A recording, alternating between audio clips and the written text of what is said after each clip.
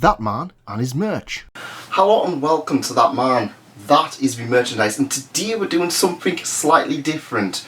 A new thing I've kind of wanted to be doing for a while, which is just what have I been reading over the past week, or it might even go over 2 weeks. I think a weekly show might be a little bit, but that's up to you guys. So rather than me just pulling out videos for every single thing that I've read and just going, well, this is volume 5 of this series, and people will just be like, okay.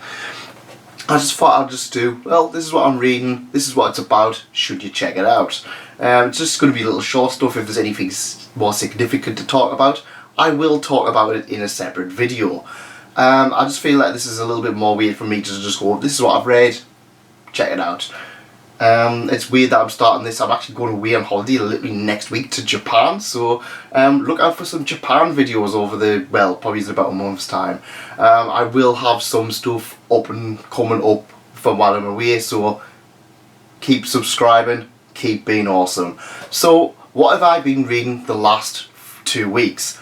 Well, first up, I've been reading a series that I bought volume 14 of way back in December when it released, and I just didn't bother reading it. And it's a series that I absolutely love, and I know you guys love too, and that is Monster Musume, Everyday Life with Monster Girls. So this one I had a lot of warnings about, this particular volume. Now, Monster Musume is the monster girl. It is kind of the top tier, or it's the one that everybody knows. And I was warned about this when people were just like, oh, well, yeah, it's not particularly great. It's basically just porn. As if Monster Musume wasn't porn. And it was like, most of the main cast aren't in it. And I was just like, oh, ooh. And I read it, and it's basically about milking people. Yeah, milking people.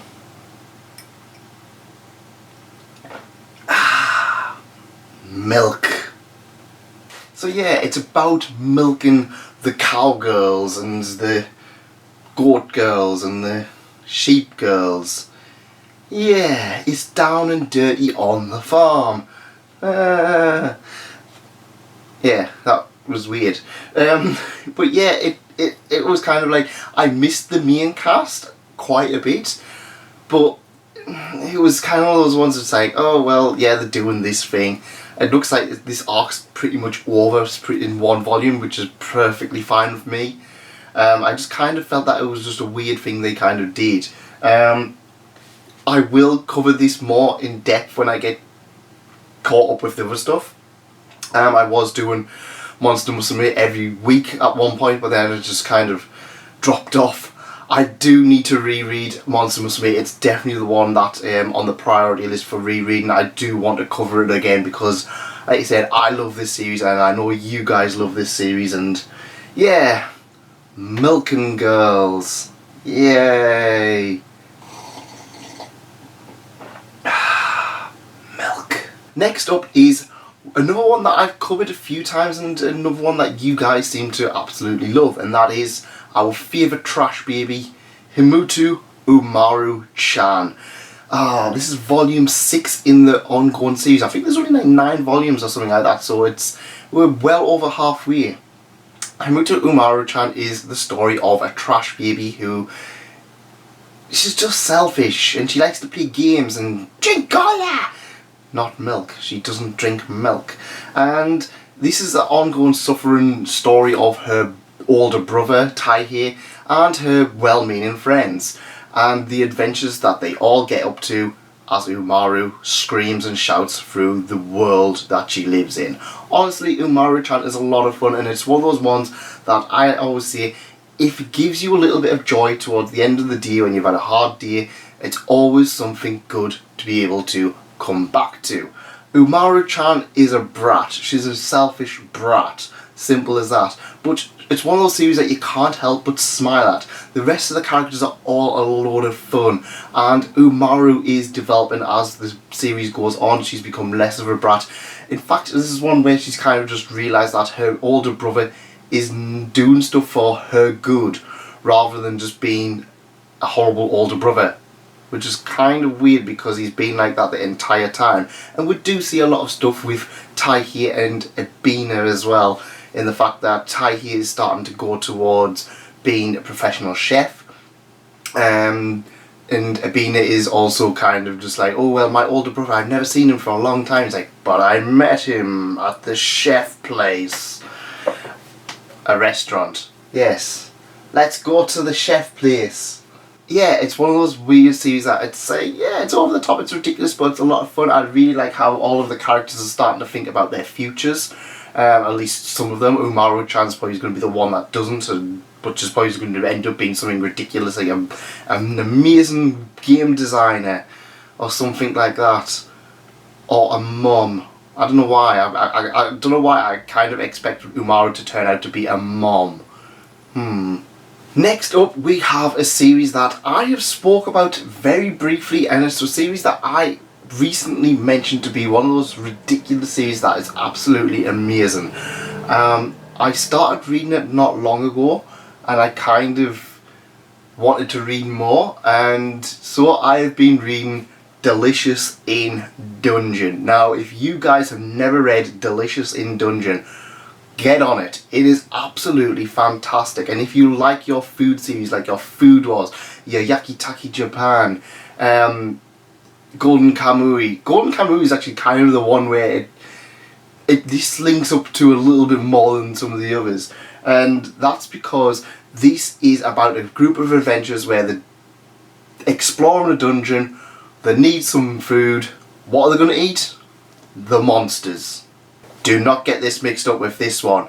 They are not the same. They're both about eating monsters.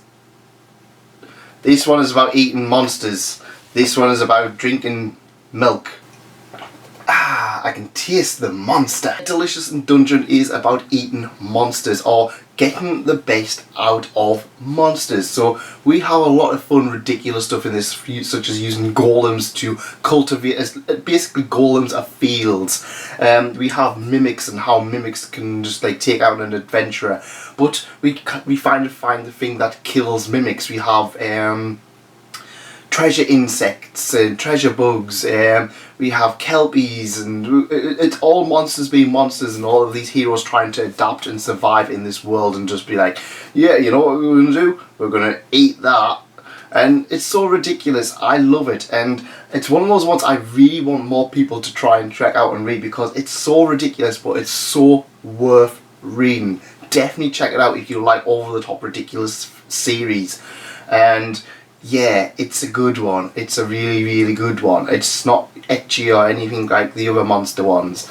This one's serious, but eating stuff. Check it out if you want some random over-the-top food recipes. Simple as that.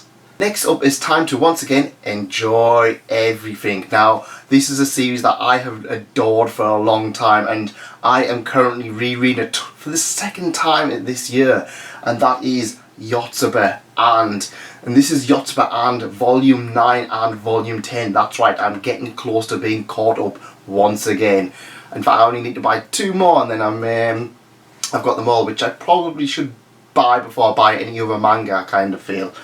Yotsuba is a series about a young girl who just enjoys everything, and it's her day-to-day life and the adventures she has just around the house, around the neighbourhood. She does go on to some extra special adventures. For example, she has a typhoon, she goes to see the hot air balloons, she has a reunion with her robot friend Dambo, and it's just one of these series that'll just make you smile from this beginning to the very end. Now, I've said enjoy everything, and I've said read Yotsuba over and over again. Why aren't you reading Yotsuba? And if you are, well done. It's one of those series, it's absolutely beautiful, the artwork is absolutely exquisite, and it's one of those series that I would recommend to pretty much everybody that they need to read at some point. It's fun, it's cheerful, and it's just one of those series that's going to give you a smile on your face and a song in your heart. Maybe not the song. Another series that I have spoken about and you can actually read a little bit more about up here I say read, you can watch it up here, and that is Do You Love Your Mom and How 2-Hit Multi-Target Attacks Volume 3. This continues the absolute crazy adventures of an isekai where the mom comes along and the mom is super overpowered. It does have some creepy stuff in, such as the mom getting closer and closer to the child, who is still an adult, but it's still no. But this one, it's so much fun, it's so ridiculous, I can't help but enjoy it. It's not really pure like Yotsuba is. There's a lot of weird stuff in here, but it's one of those series that you're either gonna love it or you're gonna love it. Simply put, it's pretty sexual, but it's got its heart in the right place, and you will come to appreciate moms a little bit more. Also, there's a laundry fight. They fight using laundry at one point. Yeah, if that's not enough to hook you in, then why not read it? Because there's a maid mom in it. Last but not least, and this is one that I am currently reading at the moment, and that is That Time I Got Reincarnated as a Slime. Come to think of it, nearly everything I've read here is either children being excited or some kind of fantasy. That's weird. But That Time I Got Reincarnated as a Slime is an absolute fantastic series that I have spoke about for each and every volume. I'm not going to get too much into this one because it is after the anime, but it's really exciting. Get excited for this because things are really picking up, and the town of Tempest and Rimuru, the slimes town that he's building, there's going to be a lot of things changing, and yeah, there's going to be a lot of really amazing fights coming up, and yeah, some old faces reappearing. I'll leave it at that because yeah, like I said, I'm about 2/3 of the way through. I will cover it maybe a little bit more next week. But yeah, it's one of those series that you're going to love it if you get into it, and the light novel is something extra special in my opinion. Definitely check it out. Personally, if I was going to see if you were trying to get into isekai, this is one of the better ones to try and start and get into, at least in my opinion. The manga is pretty decent too. Personally, I like the light novel more than the manga, just because the manga kind of skipped over quite a few little things, and this goes very in depth. In fact, the Rimuru doesn't appear until about halfway through this volume. It's very much the people around Rimuru, much like Overlord, where it kind of had that point where it just focused on other characters, and Ainz, the main character, didn't really appear. That's what this is getting to be like, and that is always a good thing. World building is always a great thing in a good series. And that's it from me. What have you been checking out in the last week, and is there anything on my reading list that I've been reading that you have personally read or seen? Let me know in the comments, and let me know what you are reading, and if you've got any recommendations, let me know. Thank you very much for coming, and if you did enjoy this, please leave a like, please consider subscribing, and I'll see you next time. Goodbye.